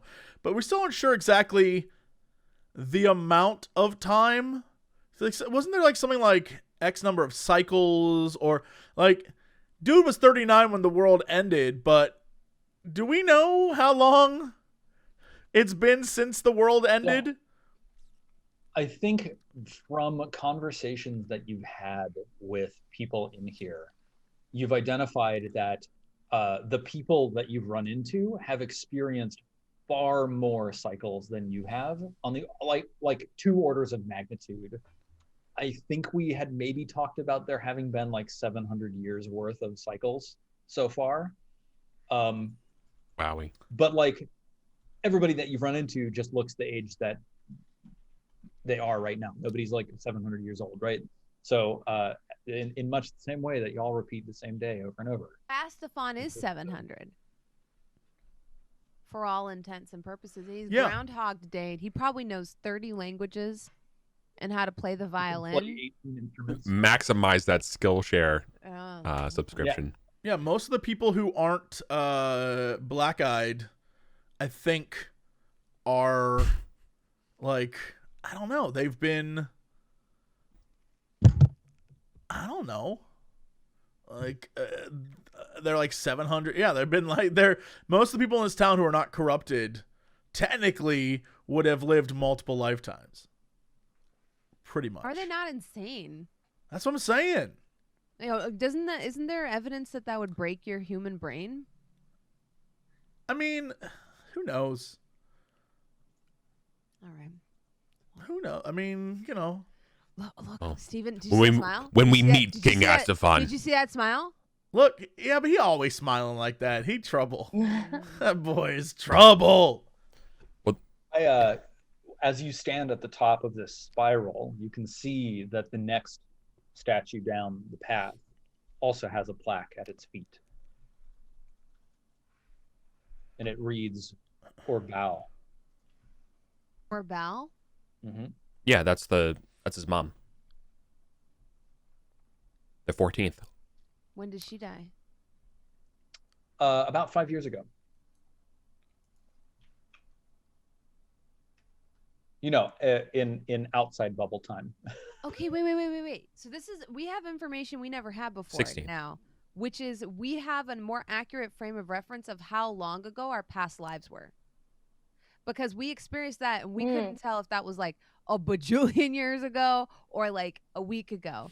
But we know it was after Astafon took power, which was within 5 years of his mom dying. So that gives us an accurate, like, actual reference of when the city of Ire had their uprising. And that I'm probably like, you already have content for like 4 YouTube lore videos. Right? Yeah.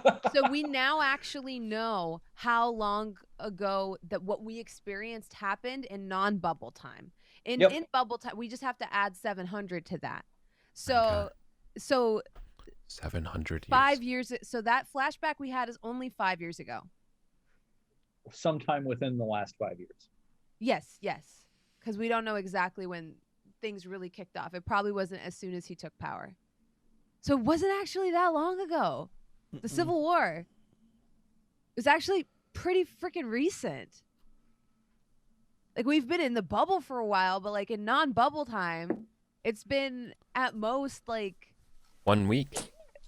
Sorry. Yeah. Well, I mean, you would have to imagine that it all happened fairly quick, because the whole idea is like there was an uprising, and then, if I'm not mistaken, Steven, there was an uprising, then like shit went down, and then the sky went dark. And then when it turned back on, it was like all messed up, and then it just got worse from there. Is that roughly what happened? Yeah, I don't think it was quite as immediately back to back. Like, it wasn't like day 1, day 2 kind of thing. Sure. But like all of these events were like the major historical events that happened in sequence, basically. Yeah. So I can see how, like, you know, the sun, you know, it wouldn't slowly. I mean, like, once it starts corrupting, that thing's corrupt. That sun's gone. The sky went dark by your mental frame of reference, like 4 months before you entered the dome. Right. Oh. But I thought it happened even earlier than that. Okay, cool. I was going to say, wasn't the sun kind of already dying in the flashback? Yeah. Like, it wasn't as bad as it is now, but wasn't it still developing veins? Yep. Yeah. So we also have like kind of we know the half-life of the sun now. Yep. Sorry, chemistry brain kicking in. Because we can take, like, we know that within 5 years how rapidly it deteriorated. Mm-hmm. So we know that it was already dying 5 years ago. We know that. So Astafon didn't cause that, right? Like, no, if he wouldn't have had time to. Yeah, if anything, I think what this all tells us is that their plan was the sun's dying. Yes. Let's just hurry this shit along and move on to what comes next. I think is kind of the vibe. The Dahaka people. The Dahaka people wanted that. But the court wizard fucked up the spell because Astafon was trying to create a bubble that was going to have them... it wasn't going to repeat on a daily basis. It was going to hold or slow down time, I think is what she said. Yes. That they had time to fix the problem. She botched it. She really shit the money bet on that one. And so... now they're trapped in a freaking endless cycle, and they've been trapped in that cycle for 700 years, and they're slowly going insane. And I think that's where the black eyes kick in, where they just go in autopilot and kind of just become hyper aggressive. And this entire time, Astafon has been trying to save the sun, while these other people are trying to kill the sun, and these other people are trying to resurrect the sun as a necro-celestial. Maybe I mean, if you remember, the Queen of Ur also is involved in plots where she's like, what comes after there's no sun? So yeah, who knows what they're all up to? Because she was like slipping into like bedchambers and shit when she's like, what up, everyone? I have my own little doorway. So, like, all I'm saying is, I mean, first off, Sark doesn't believe that. That is not his queen. But second, if someone were to do that, there's plotting going on. So there's behind-the-scenes shenanigans. Who knows? Okay. I'm just compiling ideas in my head before we go through this door. Yeah, I mean, this scenario... So you just see, in character, you just see Aya kind of, like, linger on the statue and, like, look at the age and then, like, look back at the Astafon statue. And I'm like, okay. I look at Encarino, and I would love it if instead of politely opening this door, just burst through it. Just like, hello, boys! I'm back! I want that whole vibe. I want you to burst through this door and take dudes out. I want wood to shatter and guys to be like, ah! Slow motion explosion. Let's make it happen. Yeah. They could be friends, and I just want them to know that they better stay on our good side. I just looked at everyone to make sure everyone's in agreement with this plan. It's a good plan. Surprise attack. Back up. This is a good plan. Steven, amazing. Steven, does it work? Absolutely. Do I need to This roll? door, the iron banding on this door is mostly decorative, actually. Oh, So, like, sick. Okay, I don't even have to. like, Okay. decorative scroll work, and like it helps the door hold together, but it's not like a reinforced door.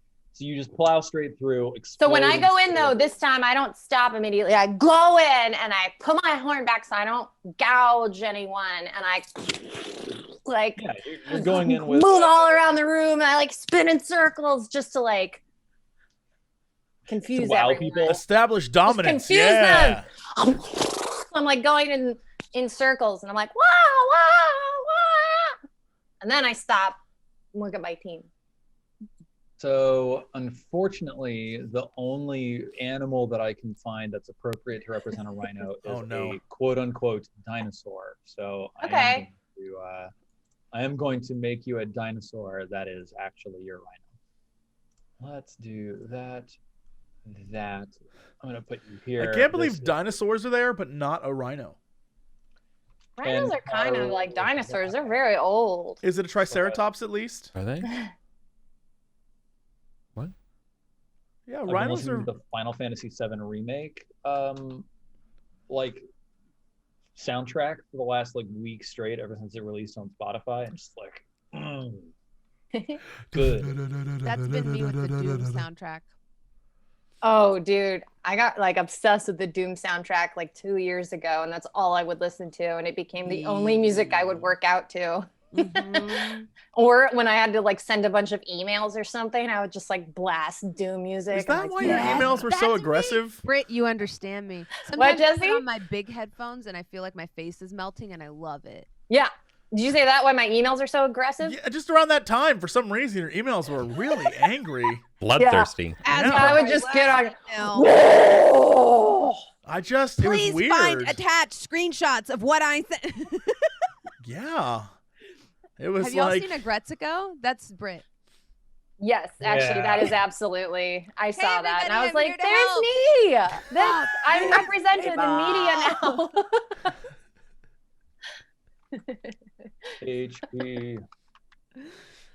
Yo, Gretzico is mildly triggering sometimes because she gets punished for being helpful and doing her job well. I've cried watching that show because I'm just like, I get it.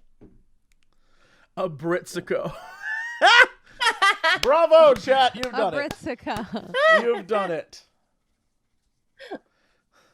Per my last demon blood sacrifice. If I was a character from the show, I would definitely be the Gori. I'd be the gorilla lady in the past. Oh yes, I love her so much.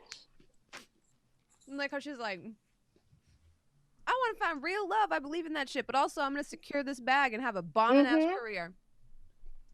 She doesn't fuck around. Put up with shit. I love her. No, she doesn't. I love her too.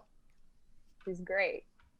I gotta watch more of that show. I stopped after like the first. Made me season. realize how important having a mentor is. Like having like a Like how much they improve Agretsuko's life. Yeah. I remember my therapist recommended that to me, and I was like, a mentor. But that show really sold. I was like, no, he was right. Like having somebody that can relate to your struggles and stuff. My token now, Steven?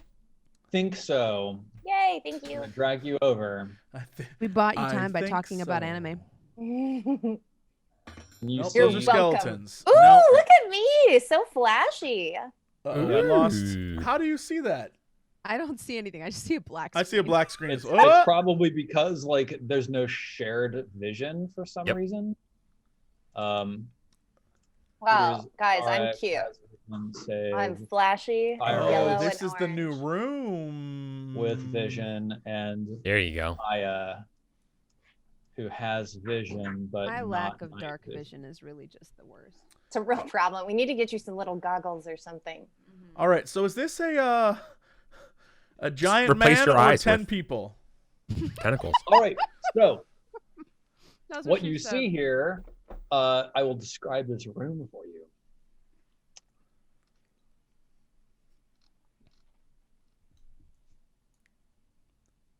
Yes. This is a repurposed library chambers. A few small shelves of ancient books, sort of like rest along the walls. There are some chairs, lamps, and tables and reading space. The entire center is cleared, so things have been pulled away. There's an exit to the right that you can see on the far right-hand wall. That is a heavily reinforced wooden door. And then there's like a smaller, simple wooden door off to the left, sort of at the peak of the arch of this room. Yes, there are a number of people. There's a group of 10 people gathered around a broad, flat bowl in the center of this ring of fires, filled with viscous, thick red liquid. The room in here smells disgusting. These 10 people turn and look at you with like, they look either drunk or sick. They have like dark circles under their eyes, and they look like they're all a little bit woozy. Mood. The man to the far right shouts, "Intruders! Enforcers, get in here!" And then he turns and walks through the door. And from out of the door come pouring What is he, a World of Warcraft boss? Do we just watch a cutscene? I love that this guy seems like every kung fu, like, intruders, guards. Yeah, that's what I'm saying. Like, walks away. Do they all pour in one at a time and like surround us? Like, whoo! This man was wearing highly polished, highly valuable religious garb of a deep velvet flowing robe. He had like gray hair and kind of an angry stare in his pallid, aged face. He was holding something that he quickly covered with a red silk cloth. Sarek, being incredibly astute, you were able to see that he was holding like a blob of red jelly. And he drew a cloth over quickly and then turned and walked back through the doors behind him. Okay. And now.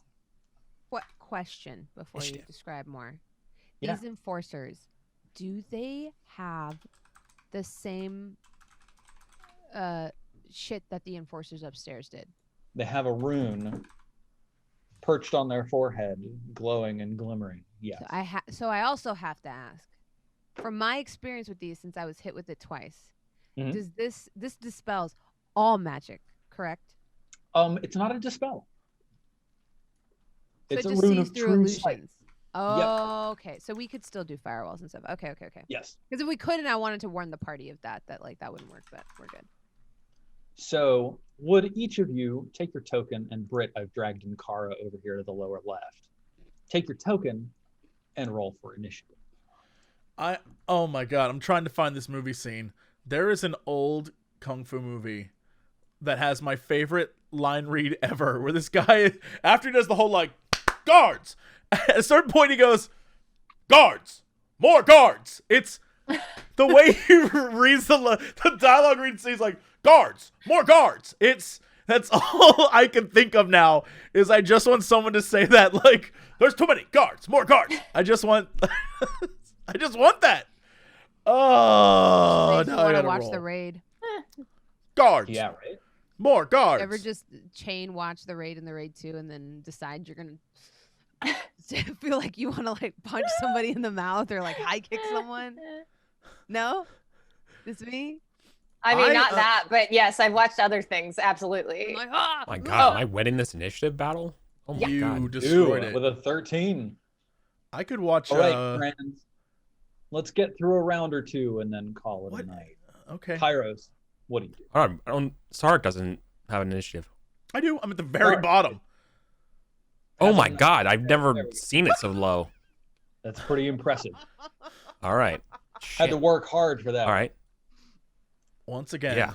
All right. Bottom. 40 feet. Damn. All right. I'm gonna set up position. I'm gonna move right next to Ankara here, and I think we should probably. I want to ready in action to attack, but if that means we're gonna have to stand still here, and let them come to us. Is that what we want to do, or are we moving out to them? I don't think we should move out. I think we should keep our back to a known quantity. Yeah. All right, cool. Yep. Spear and shield at the ready, posting up next to Ankara, and readying an attack for the first one that comes near me. Nice. Aya? I'm gonna tell y'all right now, so you know what I'm planning. I want to push one of them into this and see what happens. Are you gonna ready then and just be like, let's do it? Yeah. I am gonna cast Hex on my turn because this looks like a long fight. So I am going to prep Hex and just have that ready. This? Do you have black tentacles? Because this is some primo. I do, but I don't know if I wait. Hold up. How far am I from them?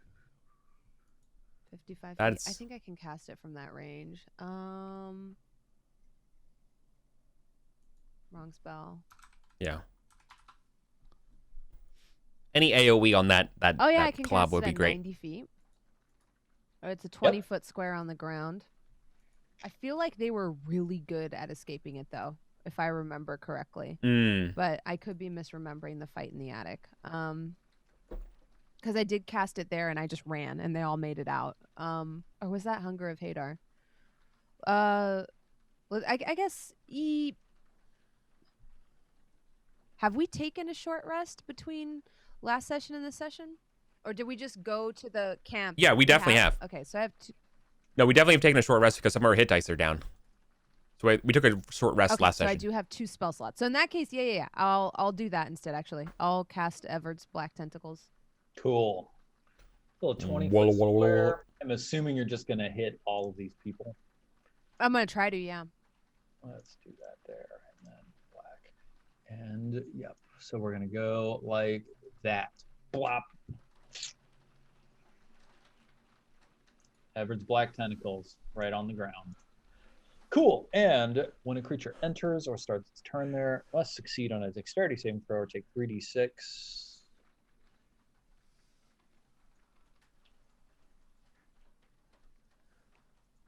And be restrained. Okay. Yep. Then I presume that succeeding on the dexterity save means no damage. Yes, let's take a look. It is very... So 2, 4, 6, 8. 1, 2, 3, 4, 5, 6, 7, 8. So 3 of them make it. Yeah, the 22, 19, 17. Fantastic. 1, 2, 3, 4, 5. So go ahead and roll 3d6. That's a lot of tentacles. Yeah. Nice. Should I roll individually for each one? No, I'm gonna take that for all of them. Okay, that's fair. 2, 3, 4, and 5. Damn. And they're all restrained. So let's just come down here, make sure that I put a little marker on them. Nice job. Yeah, that's pretty great. Let's see. We'll give them the little snail icon. Oh. We can fight a bite-sized chunk of 3 of them, rather than like 12 at the same time. Yeah, I think it was Hunger of Hadar that wasn't that effective because they could see through it with their gems. So I think I got confused, but yeah, Evard's just straight up grabs them because I fought them alone when y'all were on the rafters. And I dropped a Hunger of Hadar, and so there was like pitch black darkness, and they were all in it, and then like their gems went off, and they were out of it in like 2 seconds, and I was like, "Fuck, I've got nothing now." Oh, I guess people on stream couldn't see this. Sorry. Oh. There you go. All right, there we go. Cool. Then, Sarek, it's your turn. Sorry, I got distracted by the rain. sorry, chat. It's raining, and as I mentioned before we started streaming, it's so loud when it rains in this apartment. Oh my god, it sounds like people are spraying the walls. All right, anyway, I'm gonna take a shot on who is this big boy? Mob. That's a mob of 10 worshippers. They're a swarm enemy. All right, well. Have like a hail of arrows? Do you have a AoE? No. I think what I'm gonna do is just take a shot and see if we can break them up like we're playing Risk, and maybe they'll end up as 5 smaller people at some point. So I'll just take a shot and try to kill one of them. Right. But first, and that was the blobs that we fought. But first, I choose to use my special abilities. And the insightful fighting. Cool.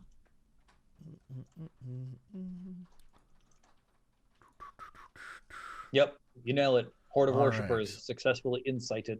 And then...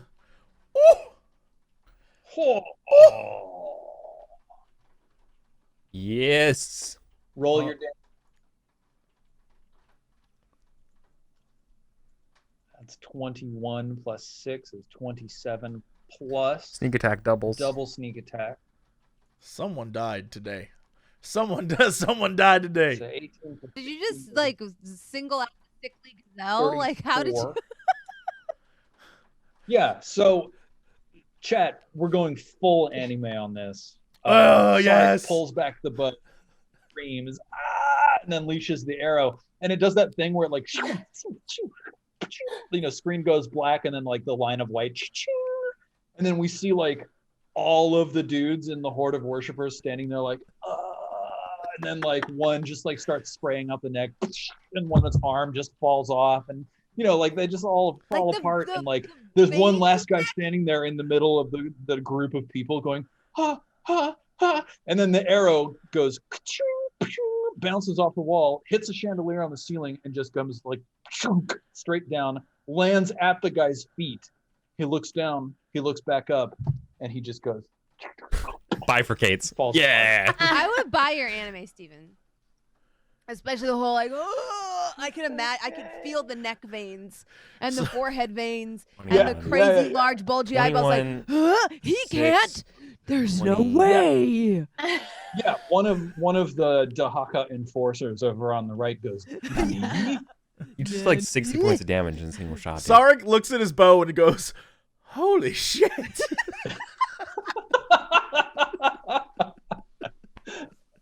Oh no. So they're dead. Well, shit. And Cara, what do you do? How far away are these guys over here? I mean, the map is true. So yeah, there you go. You have the 50 this is feet. so not helpful. My speed is only 40 feet, and all I can do is gore people. So I guess I'll just get closer to them. Do you not get any additional movement off of your being a rhino? Well, the rhinoceros speed is 40. Because I think it's so big. Where are you?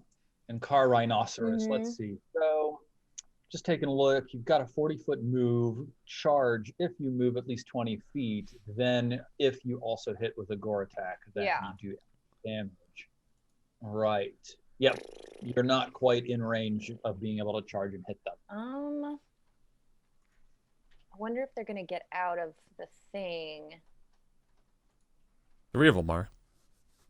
Yeah. It's actually only 2. Only 2 are free. There were only 7 Dahaka enforcers. Ooh, yummy. Can I move, like... Is it possible in this game to move, like, 25 feet away from them and then ready action, so if they start coming towards me, I can charge them? So I think in this game, ready action means literally you prepare to execute an action. And so you couldn't like move and then act. But what you can do is you can move away and then next turn you can charge in and attack. Like that's the setup. Okay. Yeah, I think that's the... You can also like ready in action, like if anybody approaches me, I'll fucking... That's what I'm trying to decide, if it's better to just... I'll just stay there, because we agreed to stay at the back anyway. So I don't know what creature you are. I'm not sure if... You're not a rhino, I think. You're a dinosaur? Is that right? No, I'm a rhinoceros. Oh, just the art is this. Okay. Sorry. Yeah, it's just the art, but I actually have a rhinoceros sheet. Okay, so yeah, if there's nothing on the rhino sheet that says charge, that says like as an action you can move and do stuff, then you can't move and attack with a ready action. Okay. Then it's probably better for me to just ready action here if they come towards us.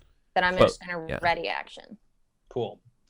Then it's time to double check what Evard's Black Tentacles says. So we're starting the turn for them. When a creature starts its turn there, they must succeed on a dexterity saving throw or take damage and be restrained. So first of all, 2 of them need to try and succeed on a dexterity saving throw. So 1, 2. One of them fails and takes damage and gets restrained. So Aya, please roll 3d6, and this is the damage that all of these characters will take.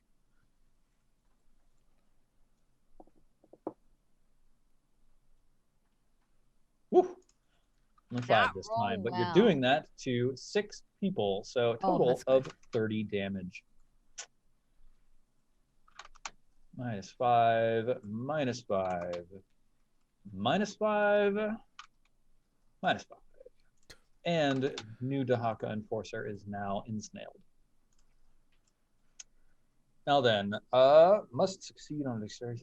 Starts in his turn. Restrained can make a strength or dexterity check against your spell save DC. Your spell save DC is 14? 15. 15. 15. Let me double check. I think it's 15. I'm pretty sure it's 15. It's 15, yeah. Then here are 6 strength checks for these people trying to break free. 1, 2, 3, 4, 5, 6. So 4 of them break free, 2 of them stay stuck. The 4 that break free move. So 1, 2, 3, 4. These 2 are still stuck. This guy was not stuck or hit, so he gets his full everything. So that's 1, 2, 3, 4, 5, 6. And then 1, 2, 3, 4, 5, 6. That's where he's going to end up at the end of his turn. And that is where we'll end it for today. He's getting awful close, guys. Wouldn't Inkara get to smack before we go? Did Inkara? Did you ready your action to attack? Yeah, I readied action. Oh. That's the only thing I can do. Sorry. Yes. Absolutely. Go ahead. I'm fine with solving it tomorrow. Yeah, sorry. Tomorrow. I can wait, but maybe I could just gore them real quick. Insta kill him. Real quick. You hit. Just real quick. Let me gore him real quick before we go. So he steps up and you just stab him with your Yeah, he steps up and I'm like, uh-oh. And he's like, ah, and I'm like, wow. He totally did step up to here and then got gored by you and decided to slide his way over here instead. Yeah. Ow! You've gored me. Ow, don't gore me like that. It hurts. I'm just trying to bring about Dahaka's great reign here on Earth. Oh, you've gored me. Stop. Mom! Stop it. Mom! He like slaps you away. Stop. Mom! Mom Dwellick. Thanks. I just wanted to get that quick gore in. I'm good to go now. Fantastic. Then I think it's weird that gore is bludgeoning and not piercing. Yeah, What's it is that? weird. That it's bludgeoning? Bludgeoning. Yeah, I feel like that's weird. I feel like it should be piercing, but it's just my. It's because this horn is just so fat. It's just so much violence. Yeah. Piercing isn't enough. So much violence. All right, let's get some shout outs. Yes. Art? Before we wrap up here today, let's see what's happening over on the old Discord. Oh my goodness, there's stuff here. I can't remember where we left off before, but that's all right because we'll start with this one, a cutie patootie of our dear friend Aya. Whoop! Aya obtained motive power. Motive power. Yeah. Oh my gosh, that's cute. Looks like a little video game character.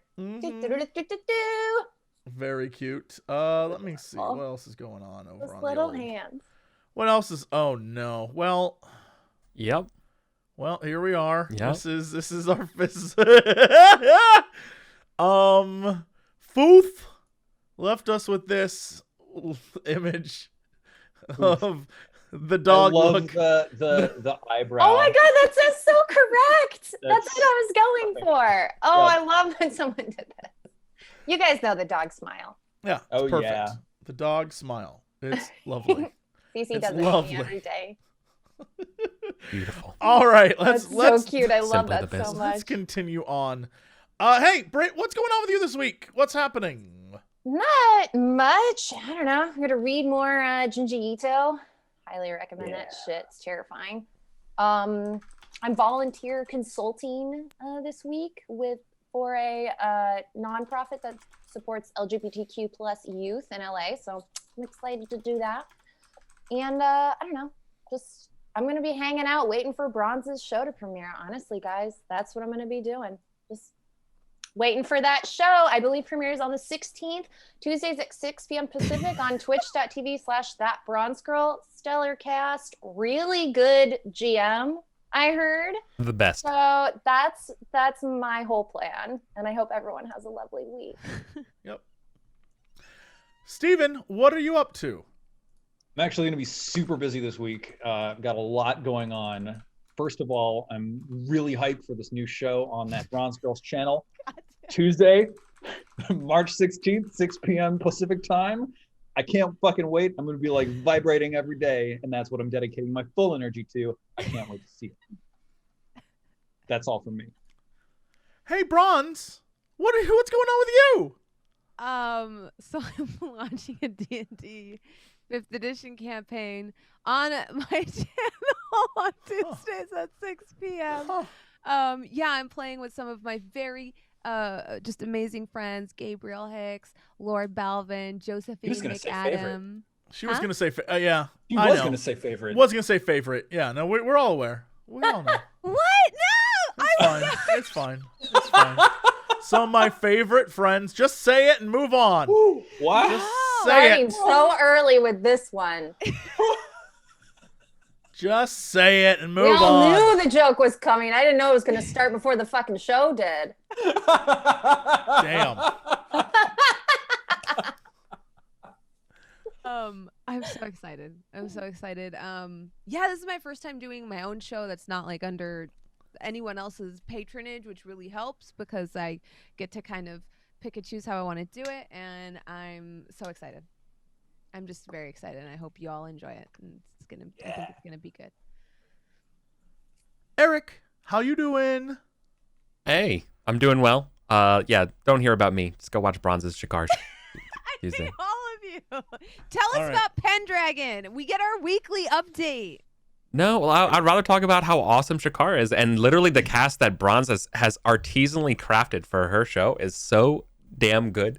So like I've been a part of your community now for like a little over a year, and so I know all these names, I've seen all these people, and I'm like friends. So like I see these people, I'm like, this is perfect. This is the best group of sass and fun and joy and drama that you could want. It's very good.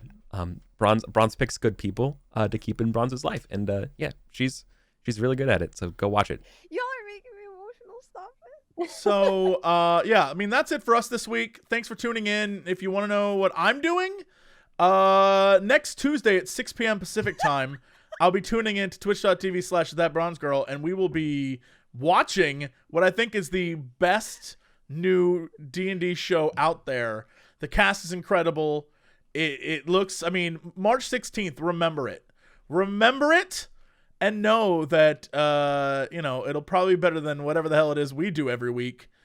But, let's be honest, y'all. It's got that new D&D show smell. Yeah. If you're like, boy, I wish I could get into Sunfall, but they're 86 episodes in. I don't know what the hell's happening. Do I have start on this one? Yes. Yeah, do I have a show for you? Next Tuesday, March 16th, 6 p.m. Pacific time. Be there or be square.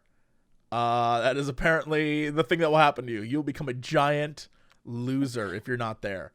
But that's it for us. Thanks for tuning in. We'll see y'all next time. Bye, everybody.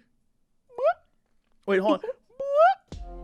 You asked for it, and the Sunfall Cycle has returned. Thank you so much for all of your patience and support, and for tuning in live when we record this every Wednesday at 10 a.m. Pacific time.